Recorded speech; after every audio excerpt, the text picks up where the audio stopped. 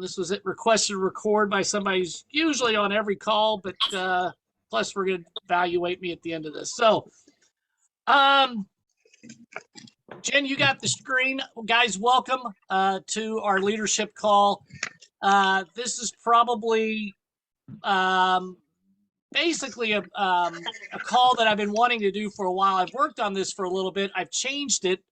As I was preparing for it Monday, I realized it was about 3 hours of PowerPoints. And it really is a collective data of probably the last, I'd say, 2 years of projects that I've gone on that I, kind of, when you see the world as much as we do, when you go on projects, and again, you see a lot of best practices, you see a lot of worst practices, you see a lot of non-practices, you see a lot of what I would call ruts that we all get in no matter where we're at. And I think COVID put us in the ultimate rut. I think we use COVID as the ultimate excuse. I can remember in '08 when the economy tanked, we had the recession, and the recession got blamed for everything. It just got blamed for everything. And I can remember cartoons. And now I can see COVID just gets blamed for everything. When we as leaders really have to take a look at the mirror, turn around, look at ourselves, and kind of take a look at what we've done and maybe not done. And I'll tell you what really has happened. It kind of really, after I kept looking at my notes, my number one theme that I kind of chanted was, are we making decisions based on employees' wants or companies' needs?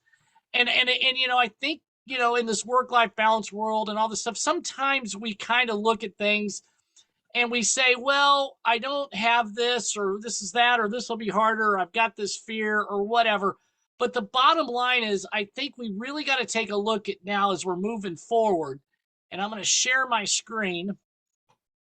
And I'm going to ask you guys, are you able to see my screen now? Yes. Okay.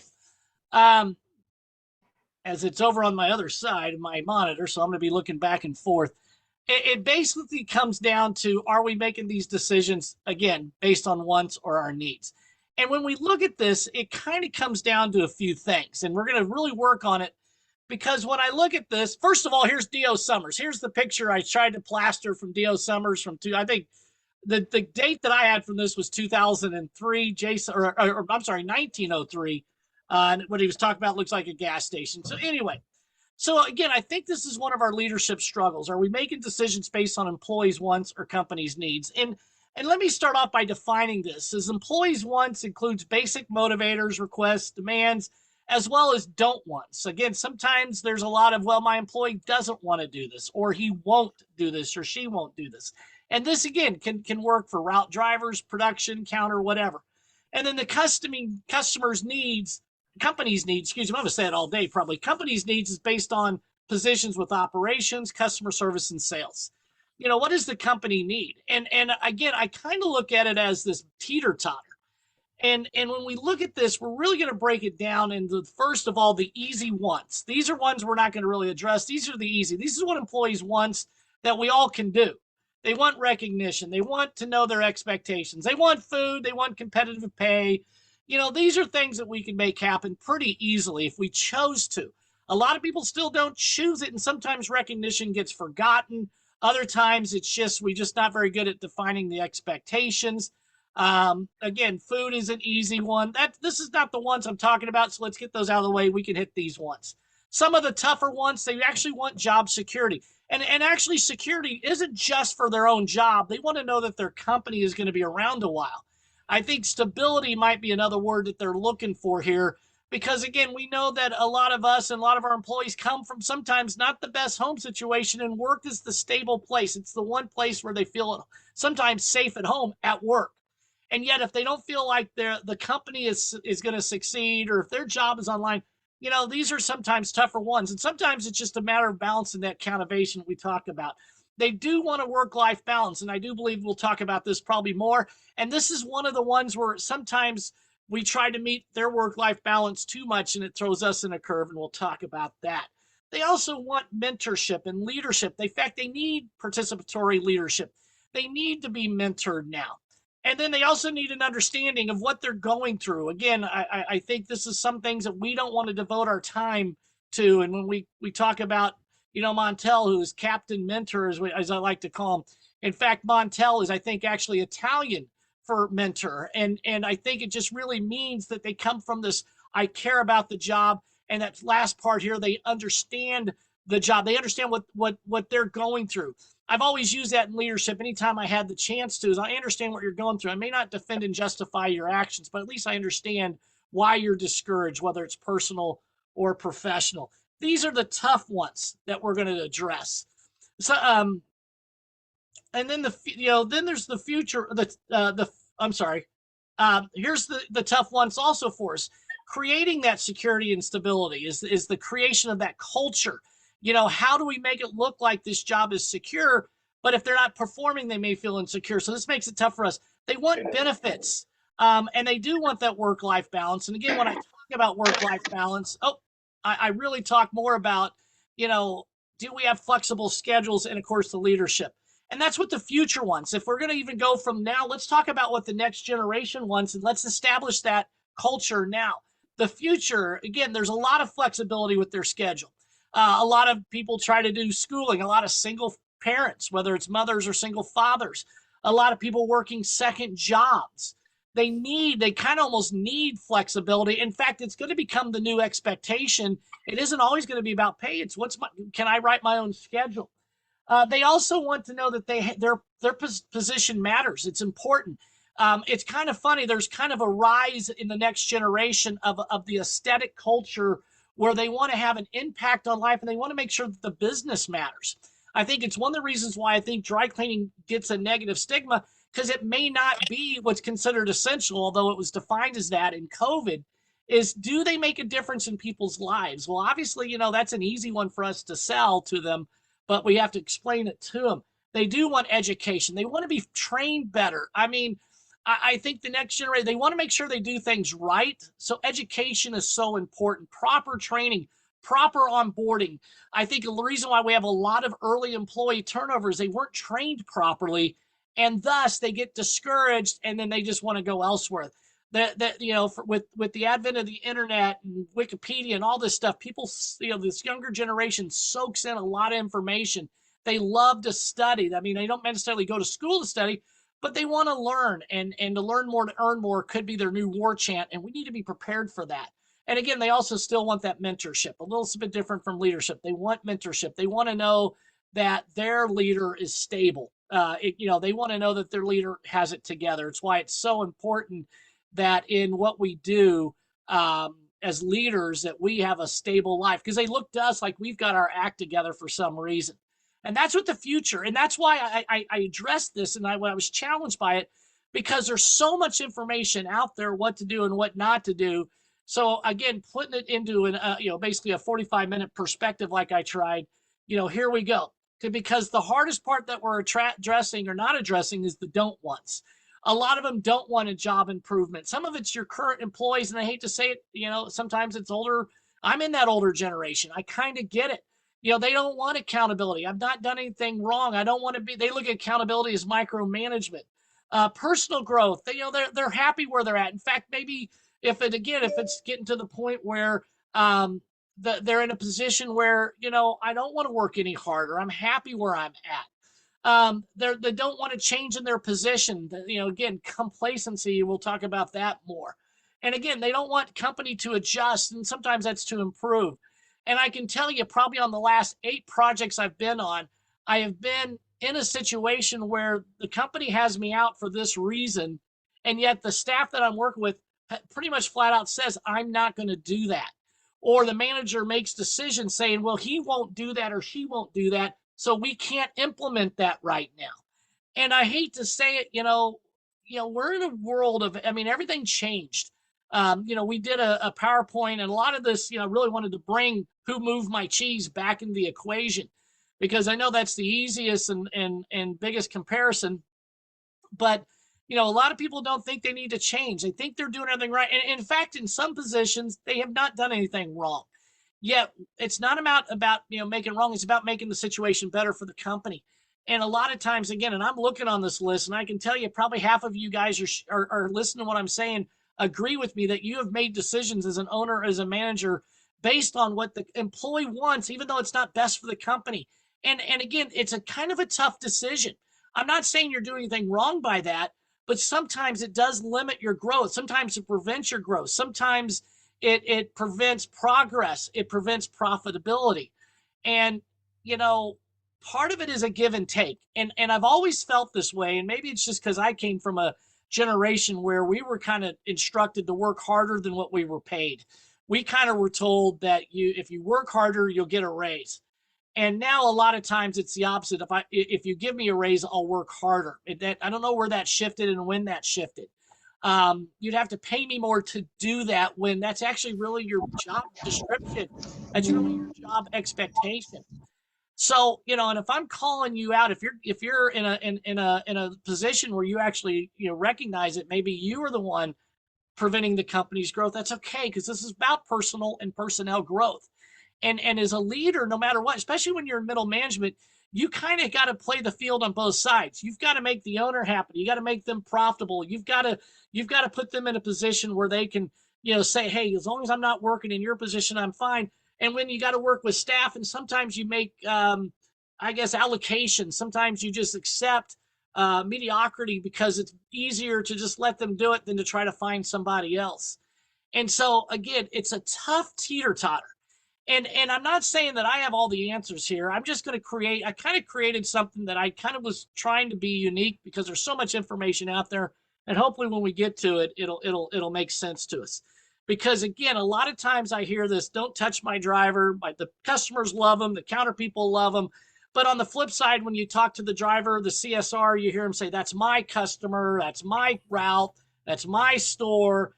You know, and again, it's kind of a scenario where you're like, well, no, it's kind of everybody. It's a team effort. It's a company's customer. And I've done this almost the last 6 projects, and everybody falls in the trap. I'll ask the drivers, I'll say, who are you more loyal to, the company or the customer? And you can always tell the ones that yell and they say, oh, the company or the customer, I'm more loyal to the customer.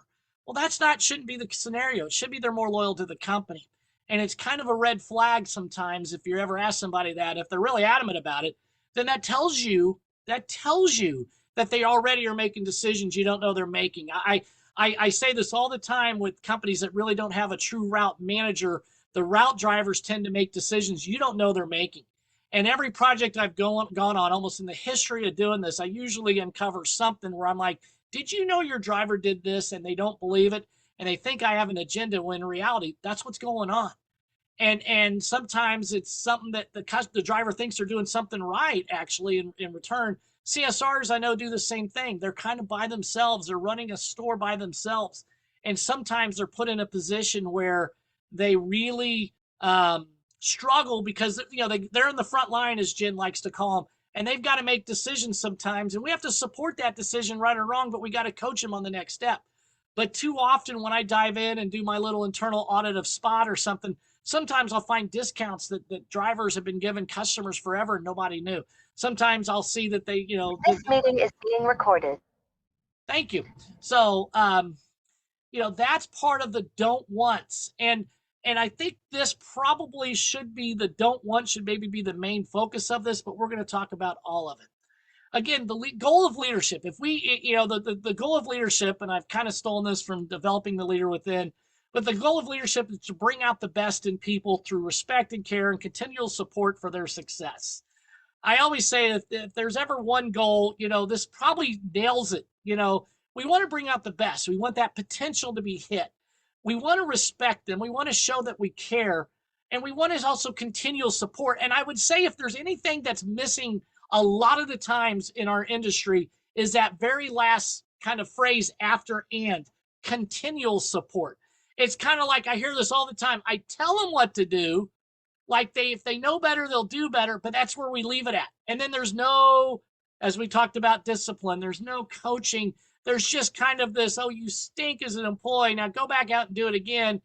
It's like, it'd be like somebody trying to coach a football team, but doing it from video and jumping out on Wednesday practice and saying, hey, you know, you guys need to do this, and then go back out and watch the game film on Monday morning and go back the next Wednesday and say, you guys still suck. You know, that's not what we need to be doing when it comes to leadership. So I hope that part makes sense because, again, I think too often we blame our bad employees when sometimes it's bad leadership. So here's our challenges right now. And I think this is kind of, pretty, and thank you for somebody texting me saying, preach it, Pastor Peuster, I guess. So being consistent versus being flexible. This is really challenging. I mean, we really try to put a model of consistency within our organization, but we also have to be flexible. And sometimes we have to, be more flexible for some employees, but is that fair for all? And we got to be careful about that. If this is okay for one employee, why is it not okay for all? It's like one of the reasons why it absolutely drives me nuts. And maybe it's just because I'm old school and maybe it's time for me to retire in 5 years. I don't know. But when I hear, oh, Wednesdays are days off for my drivers, or on the flip side, drivers say that's my day off. I'm like, well, what's another position in the company that has 4 days off? Most of them don't. Now, don't get me wrong. I love a 4-day work week if possible. And a 4-day work week, I'd be fine with drivers as long as they were performing the 4 days. As Jason Fiffick said earlier, the best time to sell is morning and evenings. And how many people do that? Well, no, my driver gets out late, comes back early, goes home. I mean, I've been on 2 projects where I was riding with the driver, got back before 2:30, and all the drivers were gone. And that's been in the last really 4 months. And I was absolutely shocked by that. I mean, I was like, wait a minute, are they just paid hourly? No, they're paid. Some of them are paid salary with the commission, and they're going home at 2. They're done. And Wednesday, when we talked about a Wednesday meeting, oh, you bring it. One guy goes, you're bringing me in on my day off, and I'm going, man, this has really gotten worse. Being firm versus being flexible. Sometimes we have to be firm, and maybe firm versus being forgiving could be another one on here too as well. But we all have this fear of losing employees. And I think this really, if you add 1 + 2 + 3 here, it leads to complacency. That is our biggest challenge, I think, of everything. And I'm talking about not just your employees, but a lot of leaders have gotten complacent as well. I mean, it was, I hate to say it. I mean, I was there too when COVID hit here, and we had, we went from 3 vans to 6 vans during that. And I kind of missed the 3 van stage. I mean, here I am, the business owner wanting the work, but I miss not having to jump in a van. I didn't want to have to do this. I was like, oh my gosh, now we got vehicle maintenance and all this chaos is going. Boy, I wish I didn't grow. And that's another sign you're in trouble, that if you're in a management position and you get a bonus, or if you're an owner and you don't want growth, unless you're making good money and you're in your sweet spot, no, you need to keep going. And so complacency has been, I think, the most common. I think it's the pandemic. I think it's the new C. Is complacency, and we've seen it at all levels. And we've got to break that mold, because I hate to say it, the more disciplined we are to be complacent, as well as your staff, especially with the leadership of your staff, well, then the odds are your business is going to decrease. And we've seen that. We've seen it. It makes it harder. The longer you let it go, it makes it harder to implement the right choices and the right decisions. And so, again, we're all put in this position of complacency. And I mean, I talked about complacency for like an hour, and I'm like, okay, I got to get off my soapbox on that. So here's some of the 2023 identifiers that I see as we go into the new year. And I can't believe we're already in February. First of all, progress has been halted at a lot of places. It's very discouraging. Mark and I kind of had a call in between these 2 calls, and we bounce off each other, positives and negatives. And one of the things I used to always share with Mark early on when he first took over, the most discouraged I get is when we have a client that's been with us this long, and they still have the same amount of business they did 5 years later. And I'm like, okay, yeah, let's throw 2020 in, but we have a lot of people that are exceeding 2019 numbers. I mean, they don't even, I mean, that was their number one goal, is to beat 2019 with or without whatever happened in 2020. But I get very discouraged. I mean, it's so hard. I was on a call earlier this week, and I don't think they're on the call, oddly enough, because I said, you as a leader need to be on our calls, and they haven't been on our calls in a while. And they keep asking, what is everybody doing? And I'm going, they're doing what we recommend. And they've been at the same van level for almost 12 years now. And that's hard for me to deal with, because I'm thinking, man, that's almost like if I have a gym membership and I never go. But from the gym perspective, the route pros, we care. Now there's other benefits that they've had through us. Don't get me wrong. There's huge value, and I can justify it too. But I still look at growth. And the reason why is, again, I know they built their model around what the drivers want. It's completely driven based by that. What the drivers want to work, who they want to serve. I've been on projects where one driver said, I'm only going to keep, I don't want any more new customers. And they built a second route in the same neighborhood. True story. They're not a customer anymore. And you may shake your head, but I know some of you guys have dealt with some of this stuff. A lot of the identifiers is that updated technology is getting delayed. A lot of changes going to spot, smart implementation. A lot of people don't want to choose to change point of sales because they're afraid their staff doesn't want to learn it. And again, I get it. I mean, I sometimes there's a learning curve there. But again, we have to, plan on progress, and we have to plan on things changing. And again, especially with best practices are not put in play. If best practices are not put in play, then, again, I have to go to leadership on this. Just saying I've told him to do it is not going to get it to work. I mean, we have a cat that we trained to use the toilet. I mean, that wasn't easy. It's not Cupcake. God forbid no. But I mean, that's discipline. That takes time, and that takes practice and devotion. Your staff, I mean, just asking them to raise the bar just a little bit. And I mean, it shouldn't even be an ask. It should be, this is what we're doing, guys. This is your job description. And I see, there's a lot of you on the call. I see Apple Cleaners. I mean, the progress that has gone at Apple. Yeah, she's doing a great job. Although look at her. I mean, this is what's about. She's on the call. Her drivers get on the. She will set up a text once in a while, and even her owner will call me once in a while and say, "Hey, is this the right choice?" Yes, let her fly.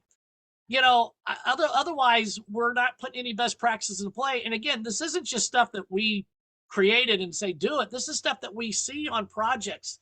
It's why we had Jason Fivick on the call.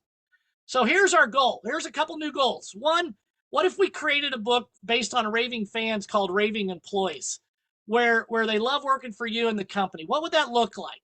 Now, again, if you think about the concept of raving fans, it talks about setting your boundaries first. That's what raving fans is about. You set your boundaries first. This is our store hours. This is how we run the route. This is how we do it.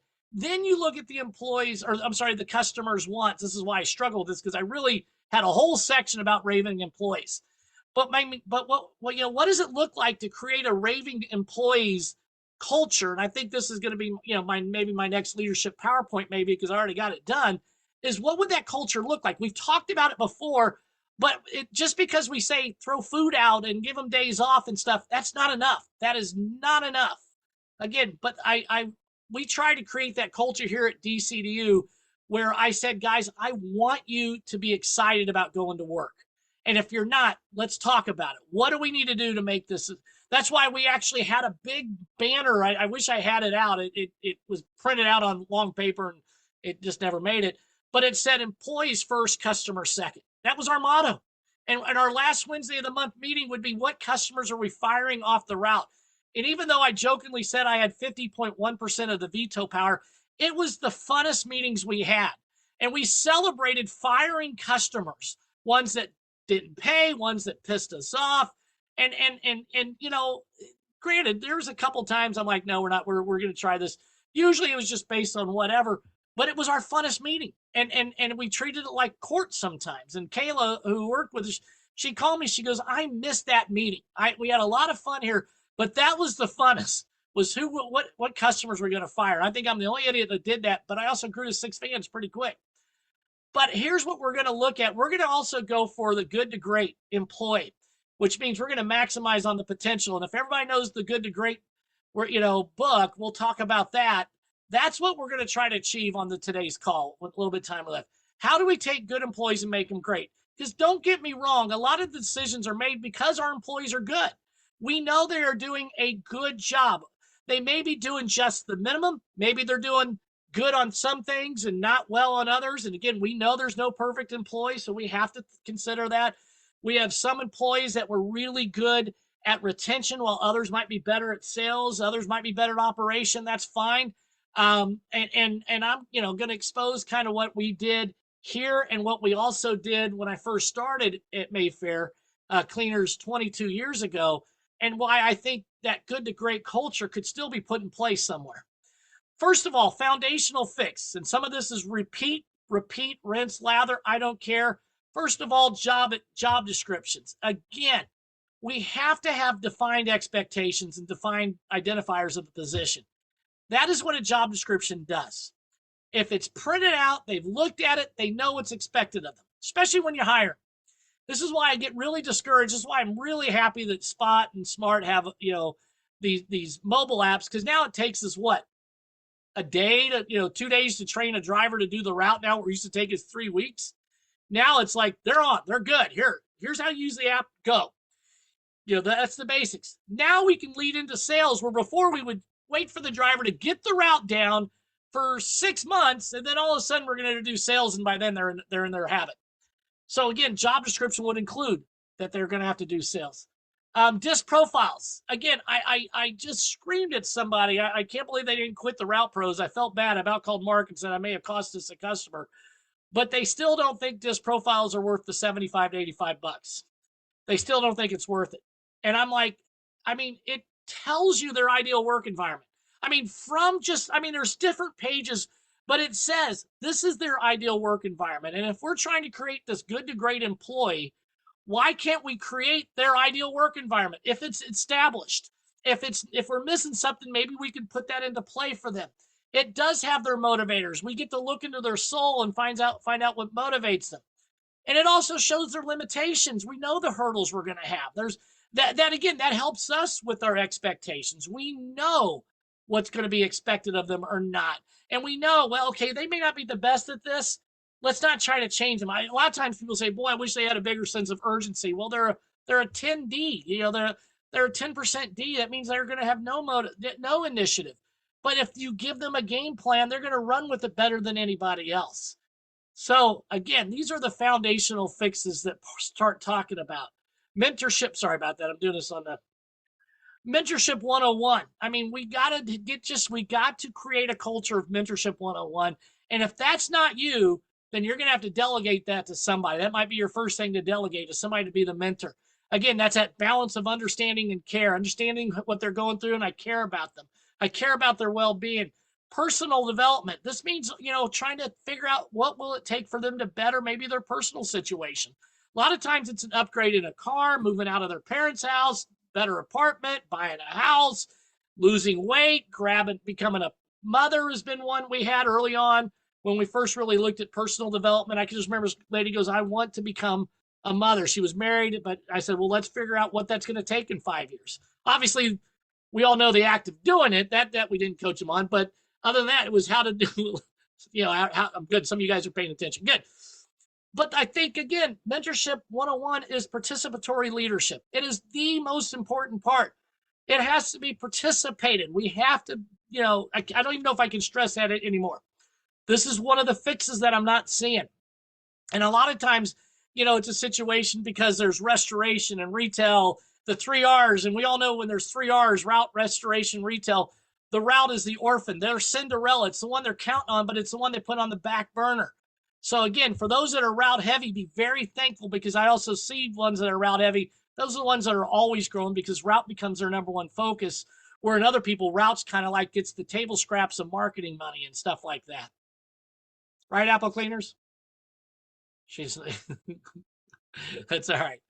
And ask them. Just ask them what they want. Just sit down. That was one of the things that we really tried to do in Mentorship 101. We just sat there and asked them, what would make you happy? What's good for you? Now, a lot of times they'll tell you that I don't want to do this. And I usually always use this line. If you write anything down, maybe this one, I go, sometimes I'll say, sometimes we do what we have to do so we can do what we want to do. Sometimes it's not like being called the knock father means I absolutely love knocking on doors. No, that's reserved for my stepson, Josh, who Mark had the pleasure or maybe displeasure to work with in Washington, D.C. for 3 days. But Josh went out and got like 20-something customers in 3 days, and during snow, in the wrong neighborhood, which meant they put him in the super no soliciting, high rich. We said put him in an easier neighborhood. They accidentally gave him, but he loves going door to door. He loves it. I didn't train him to do that. I just gave him the tools to go knock on doors, but he already had that drive to run between doors. But that's what he wanted. If he came to work for you, he would say, don't put me in a van, just let me go sell, you know. And if it's performing for the company's goods, the needs, then yes, that's what you do. If it takes away from the company's needs, then you have to make a decision sometimes. And maybe it's putting them in a lesser position. But again, the needs of the company sometimes outweighs your employees' wants. And it's tough. But without growth, we won't have employees. So again, it's why it's such a tough teeter-totter. Here's what we got to stop doing. We've got to stop rewarding mediocrity. That's one of Mark's favorite things. I mean, I've heard Mark say that for 10 years, 5 years, 8 years. I don't know how long he's been saying it, probably since that picture was taken of him in front of his van. But, you know, rewarding mediocrity, and I use this as, and again, you're only as good as your worst employee, especially when you're in middle management. You're only as good as your worst employee. And you know, that's very similar to any organization, sports or whatever, but your worst employee is a reflection of you, and that's what you get measured on, sometimes more than you want to. It's not fair, but what happens is if your worst employee stays mediocre, sometimes the rest of your staff will come down to them. Sometimes they'll say, well, if they don't need to work Wednesdays or Saturdays, I'm not coming in. And if they're not doing it, then I'm not. And I think that's what's happened to a lot of this culture, because I did ride with one driver who asked me one time, I come in early, but I also leave at 3:30, but they're coming in at 9:30, leaving at 2:30. Is that fair? Well, it depends on compensation rules, all that stuff. I try not to get involved, but obviously, no. If you're paid the same and they're not reaching any expectations, all it is everybody starts to decrease in their work performance.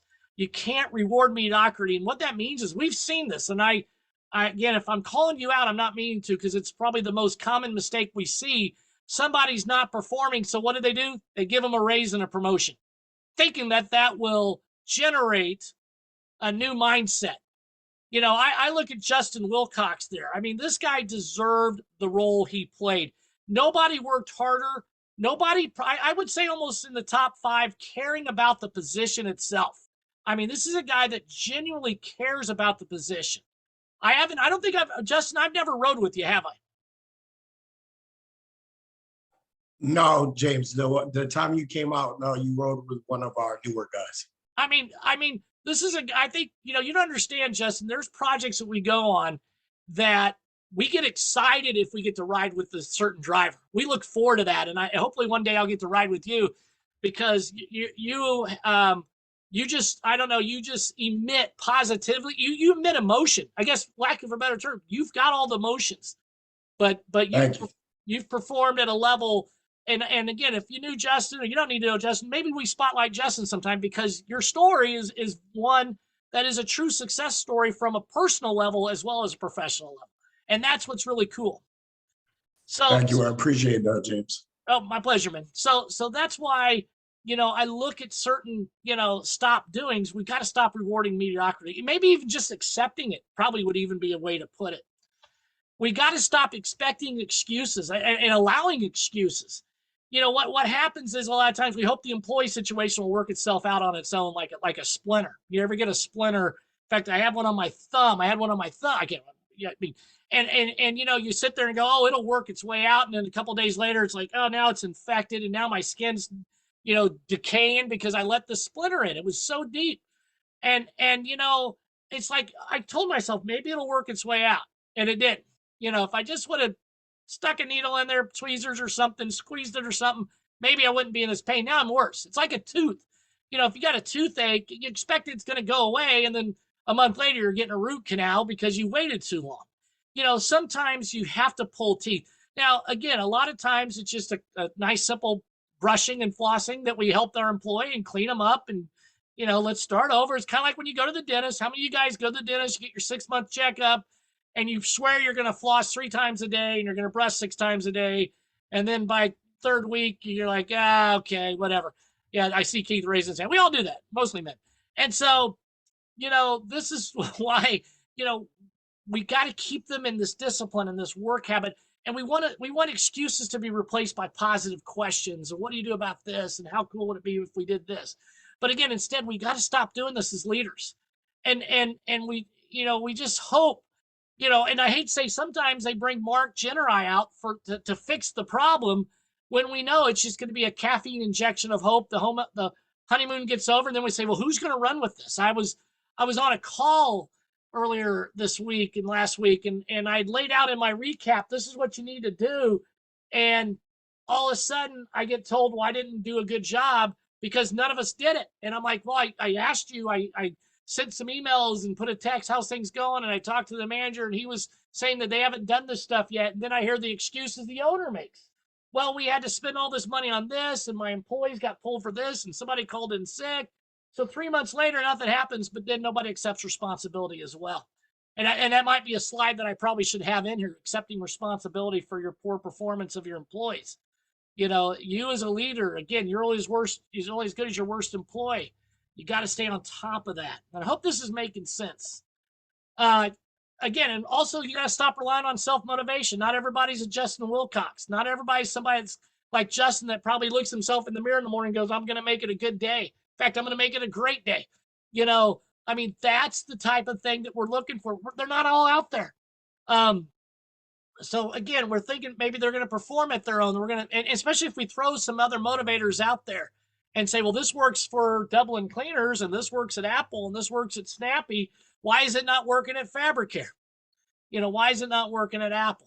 We just can't rely on self-motivation. So again, how do we know if companies' needs are not being met? Again, the basics of the job start right there. The performance, you know, we need to have some performance measures, and of course, schedule. Are they sticking to their schedule?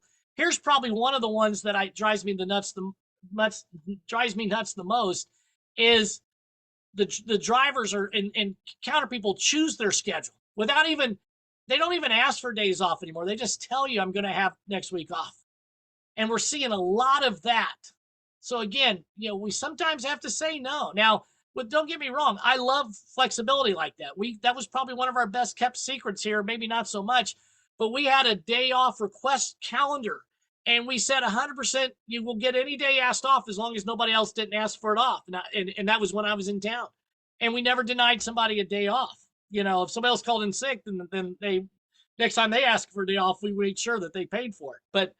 But again, I mean, we try to have a very flexible schedule. So you got to recognize, you know, who is not meeting your needs. Is it personal or personnel? Is there something going on in their personal life that's limiting their work? This is where mentorship comes in. Is it personnel? Is it they're not performing the duties? Now, again, this also involves change. When you have to implement change, you know, that's where a lot of times that's the true test of leadership. We talk about that in developing the leader within. This is one that I think is a true identifier. Managers are having to work harder in certain positions. I mean, I go on projects where the route manager is also working the counter for 20 hours a week, or they're the shuttle driver. You know, that's my favorite when a route manager is a shuttle driver. The ultimate that I just want to go buy another van and put it on their card. You know, I mean, managers, if you're working harder because you're allocating too much freedom to your staff, sometimes you got to reverse that. It's a nice reward, don't get me wrong, but then if it becomes expected out of you, you know, recognize it by meetings and communication. I don't know whether, you know, people still got rid of the Wednesday meetings. I noticed less and less of that. I hear, well, we didn't want to do the Wednesday meetings. We want them to have a day off. So we meet for 15 minutes on Tuesday.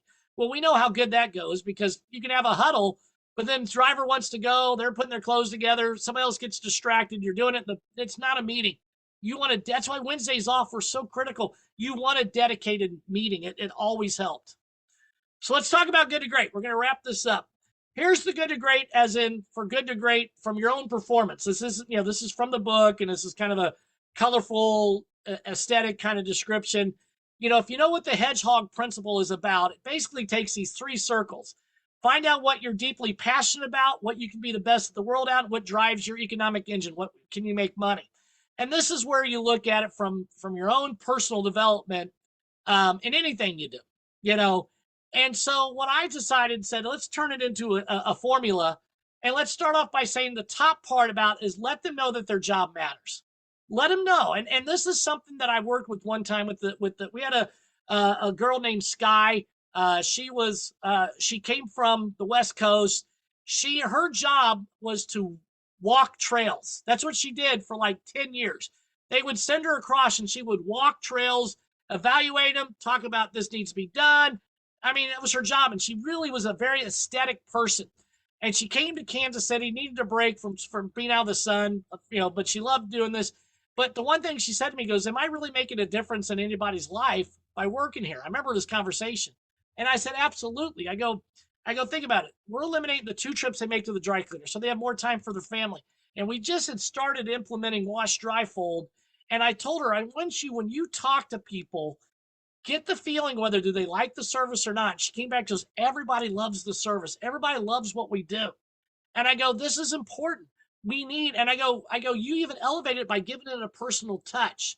So no matter what they play, their job matters. Now it matters if it doesn't matter in the world, it matters in the chain of command with what your company is. If they're working the counter, it's very important. You're on the front line. I think when Jen really introduced the term frontline employees more and more, I think this really is a nice way to say you're on the front line. You're important. This is a very important position. I can't stress enough that this isn't easy to do for some of us, and maybe they won't accept it, but that's okay. Let them know this is what we're doing and this is how we do it. On the second little circle, let them know there's room for advancement. Now, again, it's being the best. I mean, that's why I love the idea. Whenever I'm doing headhunting for several of our customers right now, and the number one thing I say is I won't do it if this is a dead end job. Now, I might do some other positions, and so I'll still look for your part-time, whatever filler people. That's not what this is good for, but I'll still look because I have found them. But if they know there's room for growth, that's why I fell in love with routes, because with routes, if you look at anybody's model, you can grow it like a pyramid scheme. And eventually you'll need an ops manager and a customer service manager and a route development manager.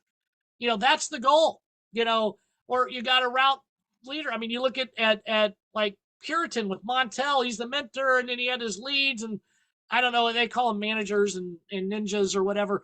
I mean, this is all the different positions, but it's so important that you have room for advancement.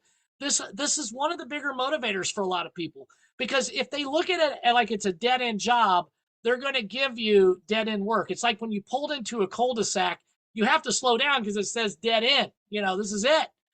And you turn around, and I mean, this is what work is really kind of becoming for some, is that I don't want this to be a dead end job. I want to know, if I do work harder, is there room for advancement? And finally, the third circle is that you got to know what motivates them. You got to know what motivates them. Again, the dismotivators help. Again, find out what truly motivates, what truly matters in their personal life. And when I talk about motivators, this also kind of is a mentorship. All 3 of these involve some sort of mentorship. Probably room for advancement's more about leadership. But again, this is maybe how we take good employees to great employees. Now, with that being said, they have to know that the reason for all of this is because our company's going to grow, and change is in the horizon. Change is here. Half the time when you make changes, the employees bark, and then they still do it. That's the true test. Just, listen to them whine about it.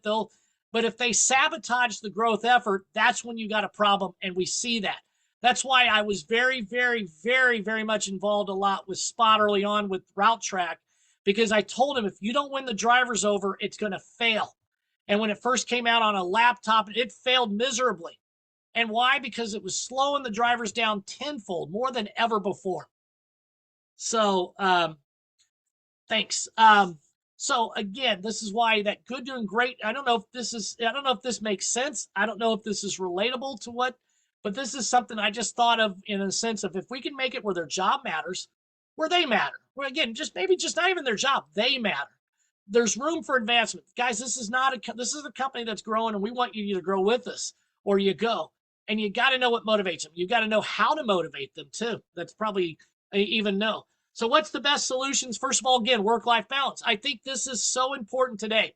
As long as it meets the employee's need, the company's needs, the work-life balance has to still fit in.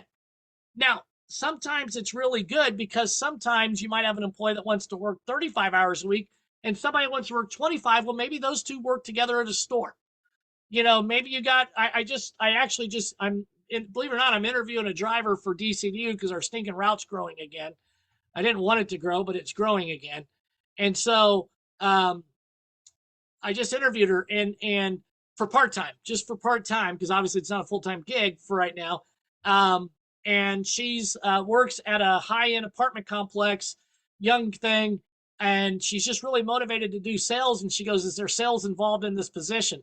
I mean, okay, but she has to work on her schedule, and the schedule fits perfect to what she's doing. And I told her that, and she just texted me actually. And so, if the work-life balance that's the ultimate motivator. That is the ultimate motivator, but it still you can't compromise your situation. Again, still have defined expectations. Make sure they're defined. Make sure they're known. Make sure that they're measured. Some of it's just the schedule. You're expected to put this time in. I mean, I can't make this up. I was on a project where the driver changed his hours and he started the route at 4 in the morning and didn't tell anybody. And they came because he was loading up the van the night before. And again, I'm fine with that. I love working I'm fine with loading the van the night before. I'm even fine if the driver takes it home because it's easier than driving 30 minutes to go 30 minutes back. That's fine. That's a great work-life balance for me. But he was telling the customers that I need to start at 4 o'clock in the morning. I mean, he had a spotlight. And so I brought my Zuby and stuck it in the van because they were trying to figure out why the customers were complaining about morning stuff and the driver was denying it. Nobody knew the driver was starting at 4 in the morning. Again, he was creating his own work-life balance because he wanted to be done by noon. Now, there were some personal reasons behind it, and it was kind of sad in some regards, but I told him, just come to the table. I'm sure the company will work with you. Again, that's where collaboration comes in. We need to collaborate with our staff. Find a solution together. Nothing solves problems better in any situation, conflict or anything, unless you have collaboration. A lot of times here, we would always have our employees write down their best schedule and have them write down their own best job description. And we would take them and go, okay, well, and again, sometimes we knew then what they expected of the job or what they wanted, but we would collaborate a lot of the time. I mean, we made some changes with our wash dry fold, and we had a Monday, Wednesday, Friday wash dry fold route. And you've seen the pictures of how fast it grew. Well, it was the ultimate work-life balance because my driver, who was hauling big bags of wash dry fold, only worked Monday, Wednesday, Friday because he needed Tuesday and Thursday to rest, he said. And my staff in the facility only worked Tuesday, Thursday. That's what they wanted. They didn't want to work full time, so they said, "Hey, we'll come in at 6 and work till 9 o'clock at night, so that we can have Monday, Wednesday, Friday off." We had the perfect work-life balance, and I think that was one of the reasons why I got lucky with our growth because both parties were happy, and I never had to fold a shirt, and I'm terrible at folding. And again, obviously, team leaders. You got to have, when you keep growing, you got to have team leaders. You got to have little assistant managers. Maybe it's already your go-to. Promote them to that. I get tired when people say, well, we don't believe in middle management. Well, then you don't believe in growth. You believe in doing it all yourself, and obviously you're not doing anything, so obviously it's not working. And again, creative rewards. We talk about that all the way. Creative pay. One of the things we did, when I first started, because it was pre-D1 through D4, but we had a true D1 back 20 years ago. We had a D2. We had 2 D3s, and I kind of was the D4 from afar. And we went from one van where the owner's father picked up clothes on the way to work and dropped them off on the way home in the back of his Jeep to having 3 vans doing almost $1 million a year with $1.50 shirts, $4.50 pants. Well, one of the things we did is everybody got paid 1% of the route. It was kind of this creative thing I did, and everybody says, you can't do that. Well, we did because our D1 would work a lot of hours just driving. That's all he wanted, but he was perfect. You could give him, this is before GPS, so hey, we need you to go pick up these 400 customers today because we had 200 to 300 on our routes. Well, tomorrow you're going to do this. So whenever we got a new start, everybody celebrated. And we actually implemented part of that here at DCDU. Paid days off is a great one. 4-day work weeks, especially for production. If you can make that happen, that's great. And I'd ask you to share some of your ideas, but I've run out of time. But, I think if we look at it from a perspective of what's best for us as managers, and if you unmute yourself if you've got any better suggestions or any of your creative solutions when you address the situation where you had an employee that might be running the show more than you, what was some of the ways you handle it and still turn it into a positive?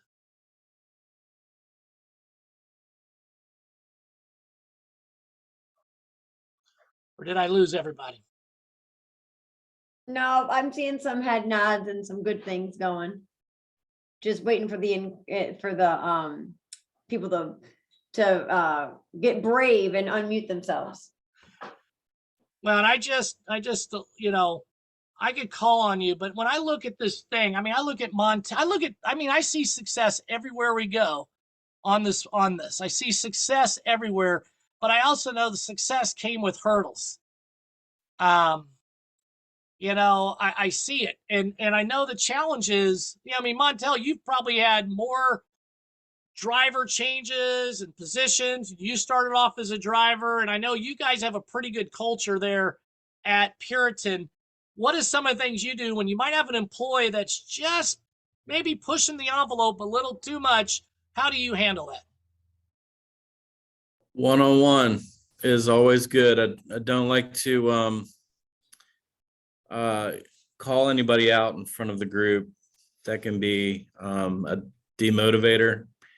But I think a lot of it, James, that you mentioned is knowing the things that motivate them, knowing their disc profile, knowing what their language is, how to speak to them.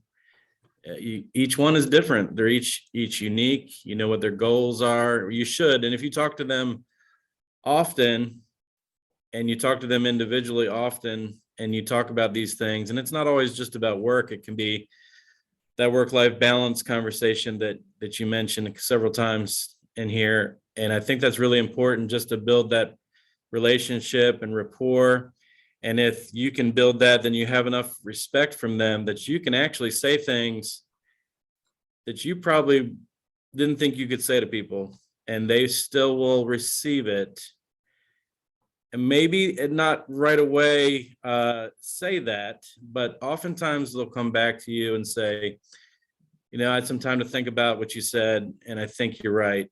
And I think I can do this, or I can change that, or I can adjust here. I can be flexible with that. Challenge them to be leaders.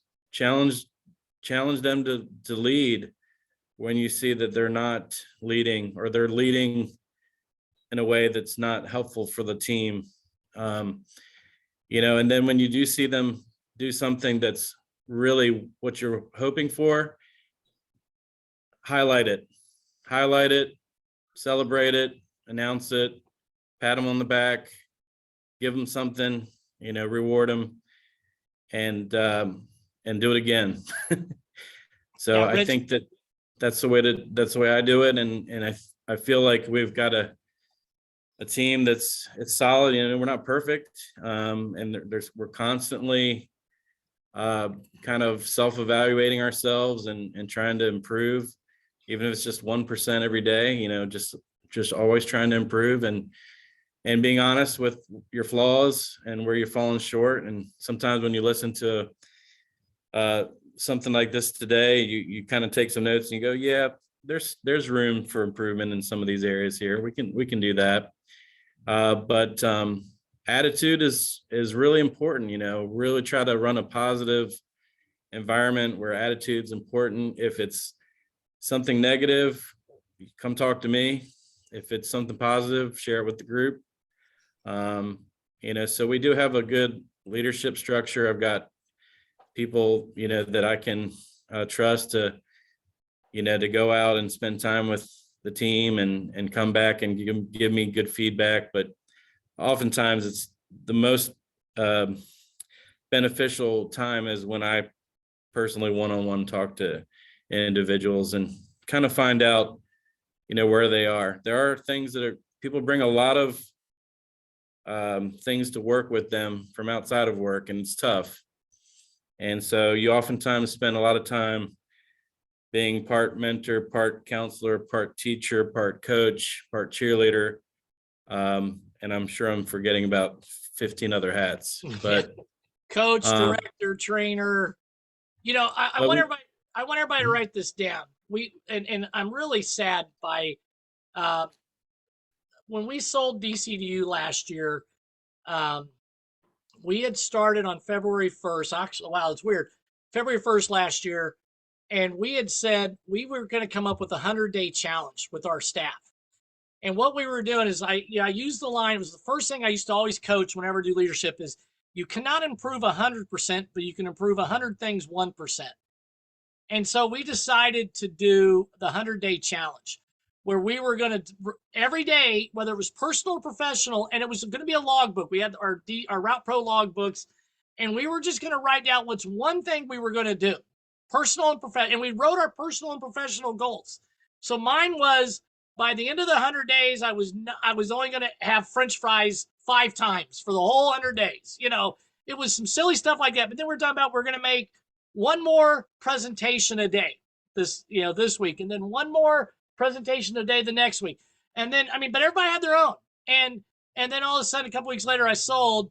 And then, I actually just found one of my employees' books because I was going through them all. And I was like, hers was to lose 50 pounds in 100 days, and I'm like, whoa, what a, but I mean, that sounds impossible, but no, it's possible. She was, and so, I don't know, it would be an interesting thing to do, but just that quote itself, you can't improve yourself 100%, but you improve 100 things 1%. And again, personal or professional, whether it's from a leadership, a team, an individual, company, or whatever. So hopefully today this was a good one. I worked harder on this one than I ever did before and had to dumb it down. So when I dumbed it down, I felt like it's like when they have a great movie and they cut out the good parts and left some of the bad ones. So it may have not flowed like I wanted it to, but you guys, if you guys can do this, I always ask for homework every once in a while, but if somebody, just one person, one of you guys in this room, one does this, I will do a cartwheel in the next call. Well, maybe I won't. Well, I'll try. But I want somebody to write one takeaway from this. Just email me a takeaway, just one takeaway. Okay, just one person emails me a takeaway. If nobody emails me a takeaway, then I am going to sabotage next month's conference calls with these backdrops. So I don't know what I'm going to do, but I started to figure this out. So hopefully you guys had a good one. Let's have a good month. It's going to start getting warm, and give us a call if you need anything. But thanks a lot, guys. Thanks, James. Awesome call. Thank you. Thank you, James. Go Chiefs.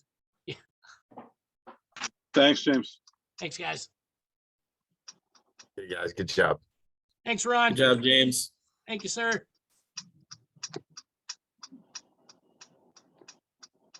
I don't know how to end this. There we go. All right, guys, we'll see you soon. I guess it's just me and you. I can't figure out how to end this on my computer. I'm old man. I think it's because I got to other. It's because my screen was still shared. So audio is skipping. Oh well. All right, Jen. Appreciate you. Awesome. Great job. I'll talk to you soon. Thanks. See you. Bye. Bye.